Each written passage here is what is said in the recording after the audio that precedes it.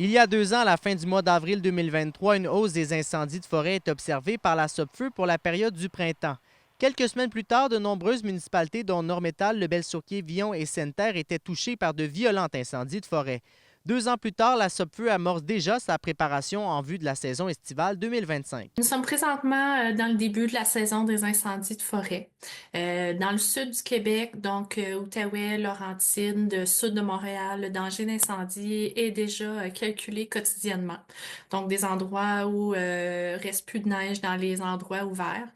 C'est pas le cas dans le nord du Québec encore, mais comme les semaines avancent, on s'en va de plus en plus vers le beau temps, le temps plus doux, et cela apporte un risque d'incendie. Certaines régions du sud de la province sont déjà sous surveillance, mais rien à signaler pour l'Abitibi-Témiscamingue et le nord du Québec.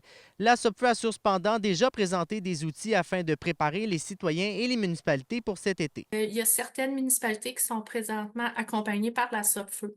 La SOPFEU travaille avec certaines régions pour évaluer le risque, faire un plan, une étude de vulnérabilité, si on veut, autour d'une telle communauté.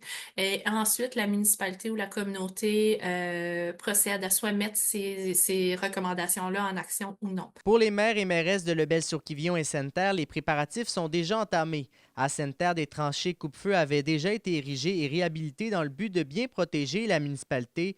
De leur côté, Lebel-sur-Quivillon se disent prêts à affronter la saison 2025. C'est toujours, dans le fond, important de mettre à jour nos mesures d'urgence, tu sais, les responsables, les endroits, les numéros de téléphone. Donc, c'est quelque chose qu'on tient à jour tout le temps.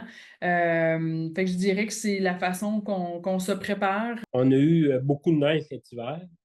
Espérons avoir un petit peu de pluie au printemps avec ça. Fait que les sols devraient être quand même assez humides assez longtemps en mai. Fait que ça va nous donner un coup de main, évidemment. Mais on ne contrôle pas l'humain ni la température. Mais on est prêt. S'il arrive quelque chose, on est prêt. Après une saison 2023 assez occupée, celle de 2024 avait été beaucoup moins dévastatrice. Quoi qu'il en soit, les municipalités se disent prêtes à affronter la saison 2025 telle qu'elle se présentera. Alexis Dumont, RNC Nouvelles.